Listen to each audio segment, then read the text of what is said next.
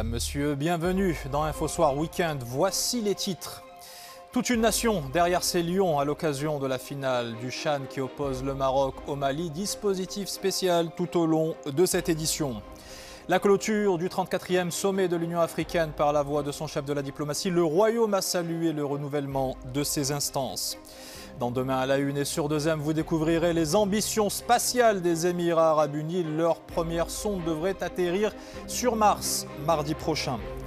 Et hommage ce soir à la diva du Caire. Kulthum nous a quittés il y a 46 ans cette semaine. Nous reviendrons sur sa carrière avec le journaliste et écrivain Robert Solé. Et on commence donc avec la finale du championnat d'Afrique des Nations qui oppose en ce moment même les Lions de l'Atlas aux Aigles du Mali dans la capitale camerounaise. Cela fait un peu plus d'un quart d'heure que la rencontre a débuté et sous le regard de quelques 10 000 spectateurs chanceux qui ont pu accéder au stade. Après avoir été quasiment irréprochables tout au long de la compétition, les Lions de l'Atlas font figure de favoris.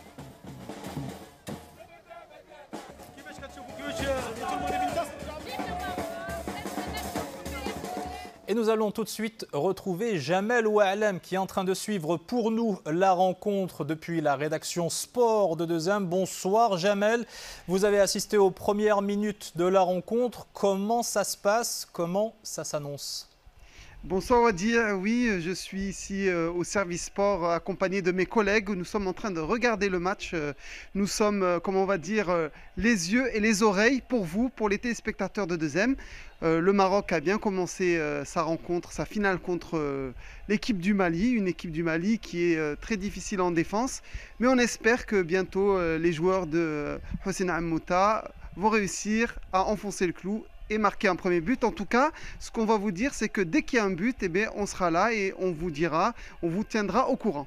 N'hésitez pas à nous faire signe dès que le Maroc marque son premier but. Merci beaucoup Jamel. L'actualité africaine sur le plan politique marquée par la clôture du 34e sommet ordinaire de l'Union africaine au cours de cette seconde journée, toujours à distance. Moussa Faki Mahamat, reconduit à la tête de la commission, a prêté serment, une session ponctuée par la conférence de presse du chef de la diplomatie, Nasser Bourita Araba. Compte rendu avec Rizlan Taïbi, Jada Berdan et Shamsouni. Un renouvellement dans le bon sens, c'est ainsi que le chef de la diplomatie marocaine qualifie la réélection des structures de l'Union africaine qui a marqué la 34e session ordinaire de son sommet et d'ajouter que ce renouvellement permettra de promouvoir le professionnalisme des instances de l'organisation panafricaine. C'est un pas dans le bon sens pour renforcer le professionnalisme et l'éthique de l'action de l'Union africaine. Les élections qui ont eu lieu hier sont un renouvellement dans la continuité. Nasser Bourita a également fait remarquer que ce renouvellement permettra à l'Union africaine de s'affranchir des commissaires qui exploitent l'organisation pour un agenda qui ne sert pas les intérêts du continent. Les pays africains sont aujourd'hui conscients que l'utilisation de l'Union africaine pour des objectifs qui ne coïncident pas avec ses intérêts est devenue inadmissible. Ce sommet prouve et consacre cette idée. Concernant le dossier libyen, Nasser Bourita a affirmé que le Royaume salue l'élection d'une autorité exécutive temporaire et se félicite du choix du Premier ministre en la personne d'Abdelhamid Dbeibach et qu'il considère que cette institution permettra d'aider à répondre aux attentes du peuple libyen et de créer des conditions nécessaires pour la tenue des prochaines élections le 24 décembre prochain. Et justement, écoutez à ce propos le Premier ministre libyen intérimaire Abdelhamid Dbeibah qui entend agir dans un esprit d'unité et de paix dans la perspective des échéances électorales de la fin de l'année. On l'écoute. Mon grand peuple libyen, la victoire d'aujourd'hui va au-delà de la victoire d'une liste indépendante. Elle symbolise l'unité nationale, la diaspora, la construction de la paix et l'accomplissement de la démocratie souhaitée. Je serai prêt à écouter et à travailler avec tous les Libyens, quelle que soit leur idéologie, leur appartenance ou leur religion, pour le bien de la nation, et je pense que la nation mérite cette coopération de nous tous. J'appelle tout le monde sans exception à se rallier autour de ce gouvernement pour entreprendre un travail sérieux pour la reconstruction du pays sur une base solide, à la hauteur des aspirations et des sacrifices de notre brave peuple. Autre défi pour le continent qui était à l'ordre du jour du 34e sommet de l'Union africaine, la lutte contre le coronavirus. Même s'il est relativement épargné, le territoire continental redoute d'être submergé par une deuxième vague de contamination. Ainsi, dans un pays comme le Mali, le corps médical mise tout sur le dépistage en attendant l'arrivée des premiers vaccins. Rita Sahra. Devant cette radio des poumons, l'équipe du professeur Toulouba est perplexe car le patient en question se trouve aujourd'hui dans un état critique. Une situation inquiétante car dans le pays jusque-là relativement épargné par la crise, le nombre de malades atteints du Covid et présentant une forme grave est en augmentation. La deuxième vague a été beaucoup plus meurtrière que la première, donc il faut le sans dire. Et puis il y a eu beaucoup plus de cas pendant la deuxième vague. Si aujourd'hui le pays est mieux équipé, le personnel hospitalier appelle tout de même à la vigilance en attendant l'arrivée des vaccins. De précieuses injections qui se font toujours attendre. Le Mali est d'ailleurs l'un des pays du continent à ne pas encore avoir été livré. Nous attendons les vaccins et pourquoi pas commencer à planifier ces processus de vaccination dans nos pays respectifs. Une campagne qui débutera selon les autorités maliennes en avril prochain. Le pays aurait d'ailleurs fait l'acquisition de 8,5 millions de doses de vaccins.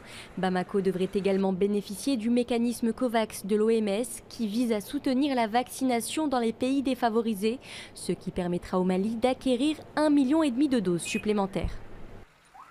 Et pour ce qui est du bilan épidémiologique dans le Royaume, 389 nouveaux cas de coronavirus ont été recensés au cours de ces dernières 24 heures, une période pendant laquelle 583 personnes ont été débarrassées de la maladie et malheureusement 13 personnes y ont succombé. Sans transition, les retombées concrètes de l'ouverture du consulat d'Haïti à Dakhla. Une délégation haïtienne s'est rendue cette semaine dans la Perle du Sud afin d'explorer de nouvelles opportunités culturelles, notamment de coopération. C'est la première info de ce tour des régions piloté par Jaziel Hammari. À Dakhla, cette délégation haïtienne de coopération culturelle était lundi dernier en visite. Objectif, examiner les moyens de renforcer la coopération dans l'enseignement supérieur, la formation et l'échange culturel entre les deux pays. La visite s'inscrit dans le sillage de la feuille de route 2021-2023, paraphée le 11 décembre par les deux ministres des Affaires étrangères. Au port d'Essaouira, ces barques sont restées à quai mercredi puisque les pêcheurs ont bénéficié d'une campagne de sensibilisation, une campagne sur la sécurité maritime et l'importance du port du gilet de sauvetage à bord des embarcations. Les marins ont ainsi reçu des conseils pratiques pour mieux appréhender les dangers de la navigation. À 15 km de Tiznit, à Igrar Wanamar, c'est jour de fête. Ce douar de la commune Arbiat Sahil est enfin alimenté en eau potable. Sur les 250 maisons que compte cette localité, 150 ont aujourd'hui bénéficié de l'eau courante grâce aux efforts de la société civile. Les sans-domicile restants sont en phase de l'être également. À Salé, le mystère plane toujours sur l'assassinat des 6 membres d'une même famille. Le meurtrier aurait poignardé les victimes, parmi lesquelles un nourrisson et un enfant. Samedi, les éléments de la protection civile ont été appelés en vue de maîtriser un incendie. C'est à l'entrée de la maison qu'une première personne poignardée a été découverte. Pour l'heure, l'enquête suit son cours. Vous êtes bien dans InfoSoir Week-end, ne zappez pas. Dans un instant, vous saurez ce qu'il y a dans vos journaux via la revue de presse présentée par Mamadou Diaye. Nous suivrons l'évolution de la finale du CHAN qui oppose en ce moment même le Maroc et le Mali à Yaoundé. Toujours 0-0 entre les deux équipes et nous accueillerons une comédienne qui ne manque ni de projet ni d'ambition. Fatima Zahra Jawhari nous parlera de la prochaine série du Ramadan sur 2M dans laquelle elle joue. Mais avant cela, demain à la une et sur 2M, l'exploration spatiale pleine d'espoir menée par les Émirats Arabes Unis. Le pays a lancé en juillet dernier sa première sonde pour Mars, baptisée l'ML, et elle devrait arriver mardi prochain à 15h42, très précisément, heure marocaine. Un événement doublement célébré puisqu'il coïncide avec l'année du cinquantenaire de la fondation du pays. Salima Benabou. Le Burj Al Arab, la Grande Roue et le musée du futur se sont parés de rouge. Dubaï s'est mise aux couleurs de Mars au moment où sa sonde, lancée le 19 juillet dernier depuis le Japon, approche de la planète rouge. 7 mois et 493 millions de kilomètres plus tard, l'appareil baptisé LML est confronté à sa manœuvre la plus complexe, avec une chance sur 2 de réussir son entrée en orbite. Derrière cette mission, une jeune femme de 34 ans fascinée par l'espace. J'aimerais juste comprendre l'univers, l'immensité de la galaxie, le nombre d'étoiles, de systèmes solaires, de planètes, d'objets qui existent là-bas. C'est quelque chose que nous pouvons numériquement comprendre. Si elle parvient à entrer en orbite, la sonde devrait y rester 687 jours, soit une année martienne. LML devrait fournir une image complète de la dynamique de la température dans l'atmosphère. Les Émirats Arabes Unis veulent aller encore plus loin, puisqu'ils projettent de construire une colonie humaine sur Mars d'ici 2117, une ambition à la hauteur de leur démesure. Autre source d'espoir, l'attribution du prix Zayed pour la fraternité humaine à 2 personnalités engagées en faveur de la paix entre les peuples. D'un côté, le secrétaire général des Nations Unies, Antonio Guterres. De l'autre, la Marocaine Latefa Ibn Ziaten, présidente et fondatrice de l'association IMED pour la jeunesse et la paix, après l'assassinat de son fils en 2012 par un terroriste dans le sud-ouest de la France. Latefa Ibn Ziaten que nous allons retrouver en duplex de Tanger. Bonsoir madame. Une première réaction à l'attribution de ce prix Zayed pour la fraternité humaine. Bonsoir, je suis très honorée et ravie de recevoir ce prix cher Mohamed Ibn Zayed. Je suis vraiment très honorée. Et Latefa Ibn Ziaten, comment est-ce que vous faites pour que le message de paix que vous portez soit encore entendu aujourd'hui, au moment où tout le monde n'est plus préoccupé que par la lutte contre la pandémie de coronavirus? Malgré cette crise sanitaire, je continue par réseaux sociaux, par téléphone. On doit continuer ce message de vivre ensemble, la tolérance, la paix surtout, parce qu'on a vraiment besoin à ce moment-là. Latefa Ibn Ziaten, vous vivez notamment en France, dans un contexte social qui est assez difficile. Vous diriez que les efforts que vous déployez doivent encore redoubler pour favoriser et développer la tolérance? Bien sûr, ce prix il va beaucoup m'aider et m'a donné plus de courage, la force de continuer à travailler sur l'humanité, sur le vivre ensemble, sur la fraternité humaine, sur un message qu'on a vraiment besoin pour toute cette jeunesse. Cette jeunesse, elle a vraiment besoin d'un message de paix, un message d'espoir, un message d'amour. On a marre d'entendre les guerres, la haine, le racisme. On doit vivre tous en paix, des frères et sœurs. On a vraiment besoin aujourd'hui. Quel est votre souhait le plus cher en ce début d'année, Latefa Ibn Ziaten? Le plus cher, c'est de sortir de cette crise sanitaire. On a vraiment besoin pour ce peuple, pour le monde entier, pour cette jeunesse. Parce que la jeunesse, c'est l'avenir. Ils doivent trouver un monde meilleur. Et de sortir surtout de cette crise parce qu'on est loin de notre famille, de nos enfants. Vous voyez, je suis au Maroc, ça fait presque 1 an que je suis là et que j'aimerais bien rentrer, de retrouver mes enfants, mes petits-enfants et ma famille. Eh bien, en tout cas, on vous le souhaite. Merci beaucoup, Latefa Ibn Ziaten, et bravo pour ce prix Zayed pour la fraternité humaine. Je propose qu'on fasse un petit détour par la rédaction sport avec Jamel Oualem pour voir où est-ce qu'on en est dans cette finale qui oppose donc le Maroc au Mali, finale du CHAN. Jamel, ça a été un peu chaud devant les cages marocaines.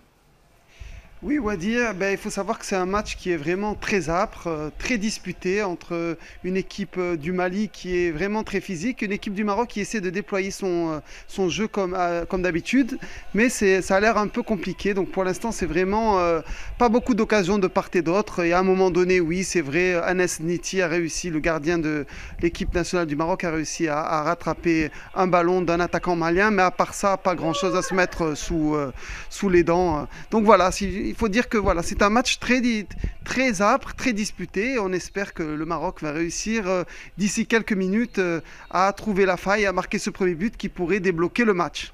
Le match en tout cas qui sera certainement, enfin le résultat, on l'espère positif pour le Maroc, qui sera certainement dans les colonnes de vos journaux demain. Qu'y a-t-il d'autre dans vos journaux? Réponse avec Mamadou Diaye qui nous a rejoint. Bonsoir Mamadou. Bonsoir Wadi. Et on commence comme d'habitude avec les hebdos. Et on commence effectivement par un sujet qui occupe de plus en plus l'espace médiatique national, la problématique des enfants de la rue. Le phénomène prend des proportions alarmantes. Titre Maroc Hebdo en une, ces enfants victimes et auteurs de crimes. Un chiffre avancé par l'hebdomadaire, plus de 27 000 mineurs font l'objet de poursuites judiciaires en une année. Environnement avec une étude de l'Agence marocaine de l'efficacité énergétique concernant le secteur du transport, une branche responsable de plus de 23% des émissions de gaz à effet de serre au Maroc, bien sûr, et à retrouver dans les colonnes de Finance News les mesures adoptées par le Royaume au cours des dernières décennies pour réduire la consommation de carburant des véhicules. La Vie Éco nous parle pour sa part du rebond que connaît la préférence nationale. C'est ce qui ressort du bilan de l'Agence nationale des équipements publics dans certains secteurs. Elle est même appliquée à 100% avec le recours aux produits locaux prévus par les quais de charges. Dans nos quotidiens demain, Mamadou. Libération revient sur la campagne nationale de vaccination anti-Covid. Le Maroc maintient la vaccination avec AstraZeneca pour les plus de 65 ans. À la différence de plusieurs pays européens, nous dit le quotidien, aucune donnée scientifique ne permet d'exclure justement cette tranche d'âge à ce jour des bénéficiaires de ce vaccin. Et le Maroc, qui recevra d'ailleurs près de 2 900 000 doses de vaccins d'AstraZeneca dans le cadre du programme COVAX, une initiative co-dirigée par l'Alliance Gavi et l'OMS pour un accès équitable au traitement anti-Covid-19 à l'échelle mondiale. Le Maroc abritera pour finir à Dakhla le forum mondial AI for Climate initié par le gouvernement mexicain. La deuxième édition de ce forum international réunira, selon le 360.ma, les experts issus de plusieurs pays à travers le monde afin de promouvoir et d'accélérer l'utilisation de l'intelligence artificielle dans la perspective de l'environnement et la lutte contre les changements climatiques. Merci beaucoup, Mamadou. À la semaine prochaine pour votre revue de presse.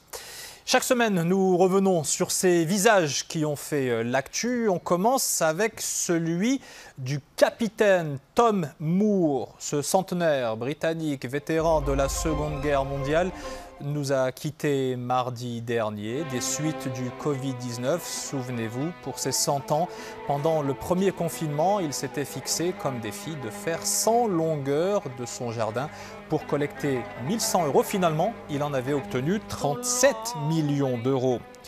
Lui, vous le connaissez sans doute, Jeff Bezos. Il a cédé son siège de PDG d'Amazon, le géant du numérique qu'il a créé dans son garage il y a plus de 25 ans, lui a permis de devenir l'un des hommes les plus riches du monde. Quant à lui, il avait été contraint de quitter sa fonction par la FIFA à la suite d'une suspension de 5 ans, une décision gelée par le tribunal arbitral du sport, ce qui a permis à Ahmed de retrouver son poste de président de la Confédération africaine de football et d'assister à la finale du CHAN ce soir. Et puis, il y a cette légende de la chanson arabe, vous l'entendez, l'éternel Kulthum s'est éteinte le 3 février 1975 dans la capitale égyptienne. Mercredi dernier, cela faisait 46 ans, jour pour jour. Et pour commémorer cet anniversaire, je vous propose de retrouver un grand connaisseur de la vie Kulthum, le journaliste et écrivain franco-égyptien Robert Solé.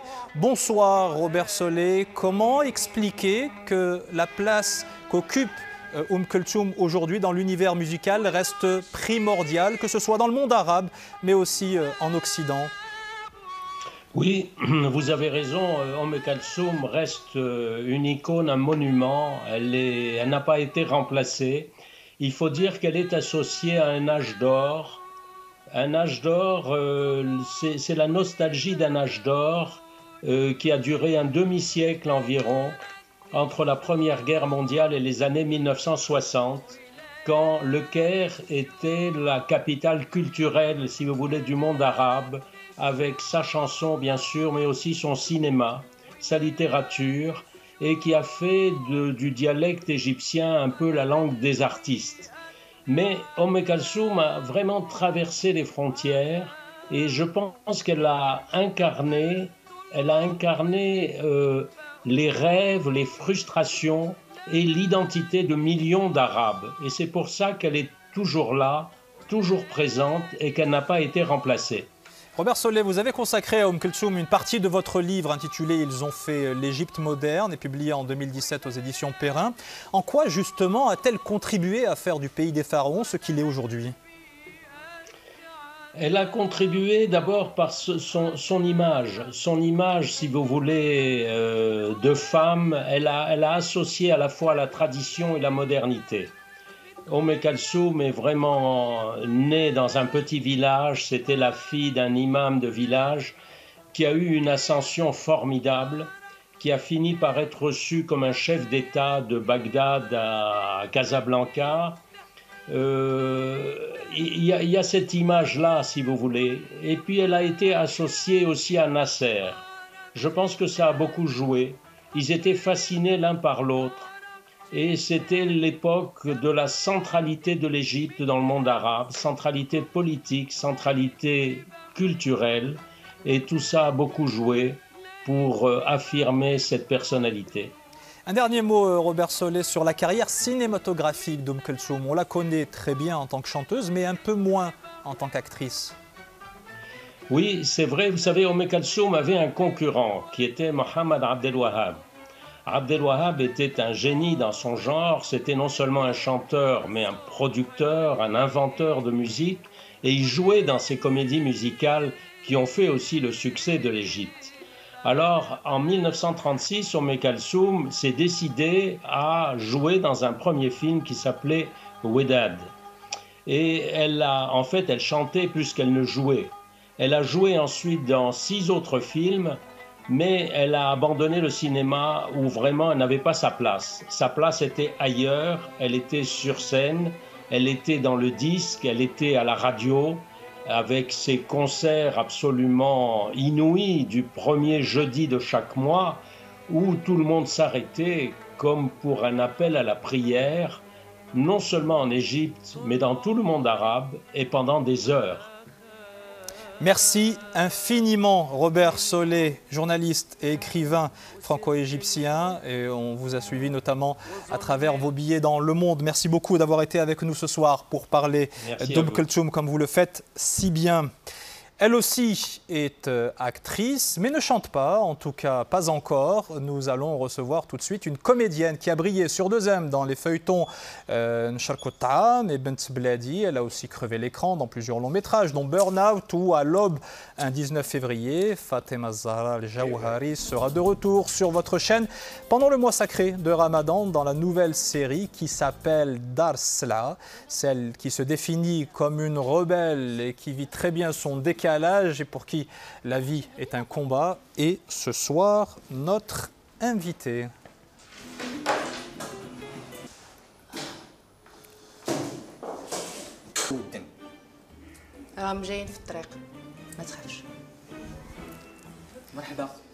Fatema Zahra Al-Jawhari, bienvenue dans Infosoir Week-end. Vraiment très heureux de vous accueillir. Alors je le disais, Dar Sla, vous y avez tourné il y a quelques jours, quelques semaines du côté de Fès. Faites-nous un petit peu le pitch de la série. Alors, merci Wadia pour l'invitation, c'est un honneur pour moi, un vrai plaisir d'être là. Dar Sla est une série produite par 2M, prévue pour ce Ramadan. Produite exécutivement par la boîte Connexion Média, réalisée par un jeune mais grand réalisateur, Mohamed Amin Mouna. Et c'est l'histoire de 5 frères et sœurs d'une fratrie, après le décès de leur papa, qui va leur arriver plein de belles ou mauvaises choses, on va dire ça comme ça. Et vous jouez la grande sœur? Oui. Vous avez l'habitude Non. d'être la grande sœur?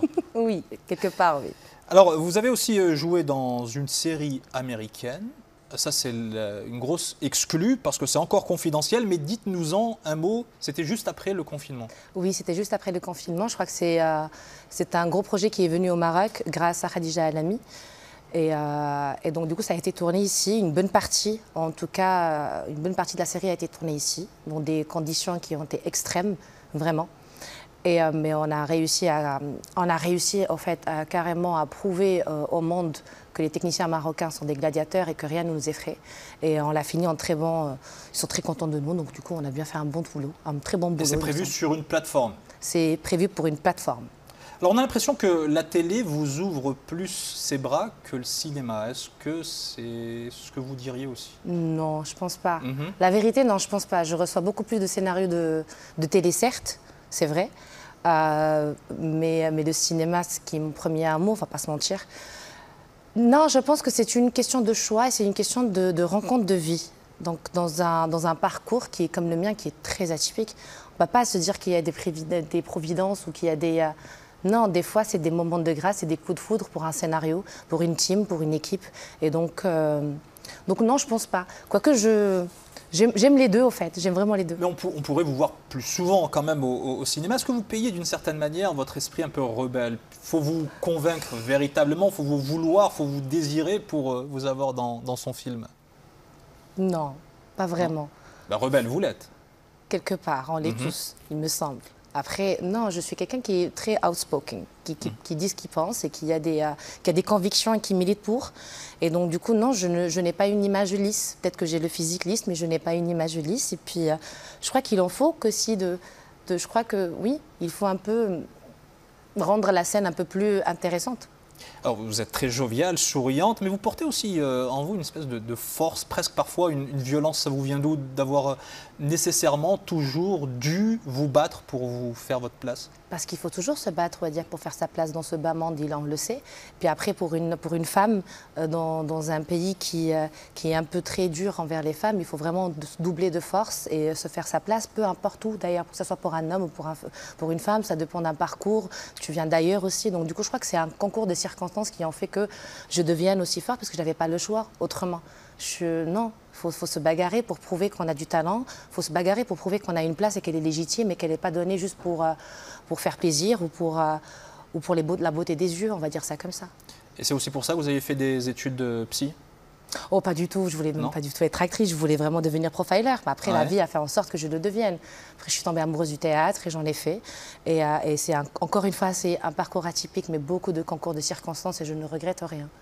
Et finalement, est-ce que la meilleure thérapie, c'est pas de s'exposer comme ça au regard des autres, à travers le petit ou le grand écran? C'est un exutoire. Sans faire de la psychologie de bas étage. Non, pas du tout, vous ne le faites pas. Non, ça a commencé par être un exutoire et c'est vrai que c'était une forme de thérapie personnelle. Et puis après, ça devient plus qu'un exutoire, ça devient une passion, ça devient un rythme de vie. Ça fait partie de soi. C'est comme ça, c'est une douce folie. J'ai la chance, je le dis encore, j'ai la chance de recevoir encore des appels et qu'on m'appelle et qu'on me dit on a besoin de mes services. J'ai la chance d'être suivie par des gens qui m'aiment et qui me respectent et qui sont loyaux envers moi. J'ai la chance d'exercer un métier que j'aime et j'ai surtout la chance d'exercer, c'est même plus un métier quand ça devient une passion. Donc j'ai pas l'impression de travailler trop dur ou quoi. J'ai encore besoin de travailler dur, j'ai encore besoin de prouver des choses. Mais j'ai de chance, c'est une chance et j'en remercie le Seigneur, vraiment. Eh bien, en tout cas, on est ravis, on le remercie aussi de vous mettre sur nos antennes. Vous serez donc à l'affiche de Dar Slaa. C'est une série 2M qui passera pendant Ramadan. Il y a combien d'épisodes? Il y en a 15 qui a été entièrement tourné pendant 2 mois à Fès. Donc c'était pas évident, on était pour le couvre-feu et tout ça. Donc du coup, on a vraiment une production exécutive qui est à cheval sur les normes, distanciation sociale et ainsi de suite. C'est pas facile, c'est pas évident, surtout quand on travaille dans le cinéma et dans l'art. On est apte à se coller, on est apte à échanger. Et dans une scène, on ne peut pas être à 1 mètre ou quoi, l'un de l'autre. Mais on a vraiment été très prudents. Alhamdoulilah, tout s'est bien passé.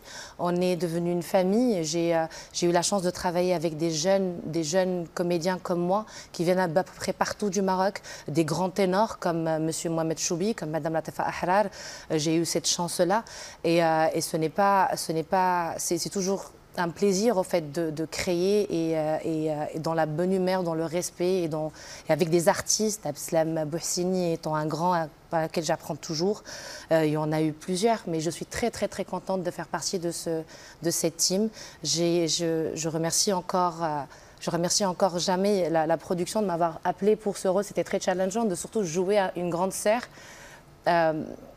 Vous allez voir, c'est un peu compliqué, mais grande sœur, oui, c'était un peu dur. En tout cas, ça nous donne envie de la découvrir très bientôt. Merci beaucoup, Fatem Zahra Jauhari, d'avoir été avec nous dans Info Soir Week-end. Et si vous avez, vous aussi, du talent ou des événements que vous souhaiteriez partager avec nous, n'hésitez pas à nous écrire à cette adresse infosoirweekend@2m.ma. Avant de voir les images de fin, je vous propose de faire un dernier détour par la rédaction sport avec Jamel Oualem. Alors, Jamel est toujours avec nous.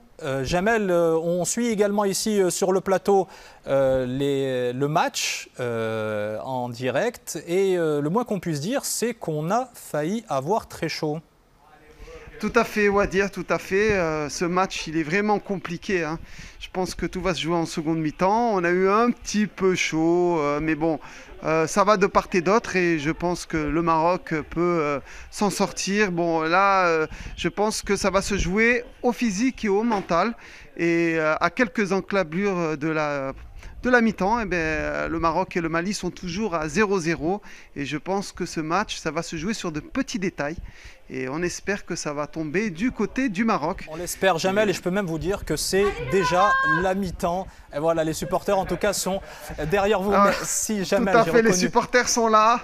La rédaction sport de 2M est là. Et on espère qu'on va leur donner un peu d'épaule pour qu'ils puissent remporter cette victoire. Merci Jamel et merci aux supporters et supportrices surtout qui sont derrière vous. Tout à fait. Voilà, et pour finir, ces images du festival annuel des Lumières de la capitale danoise. Les édifices de Copenhague se sont parés de 1001 effets lumineux depuis le début du week-end. Un événement qui se poursuit pendant tout le mois de février en dépit de la pandémie de coronavirus. En revanche, les rassemblements et les visites guidées sont proscrits.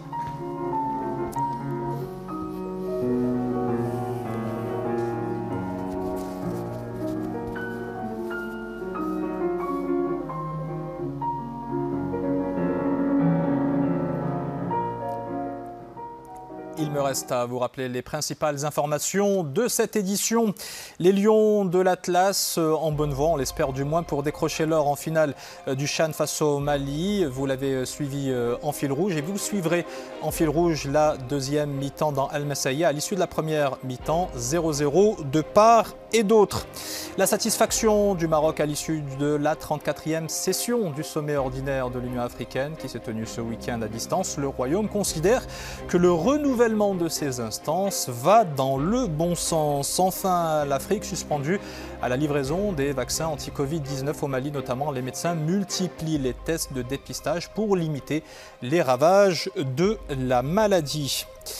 Dans un instant, que du sport suivi d'Al Massaïa avec Houssine Ouzi qui continuera à suivre la seconde mi-temps de la finale du CHAN opposant le Maroc au Mali. Juste après, ne manquez pas des histoires et des hommes. Cette semaine, c'est Yassine Benbel qui vous accompagne. Nous, on se retrouve le week-end prochain, même heure, même endroit.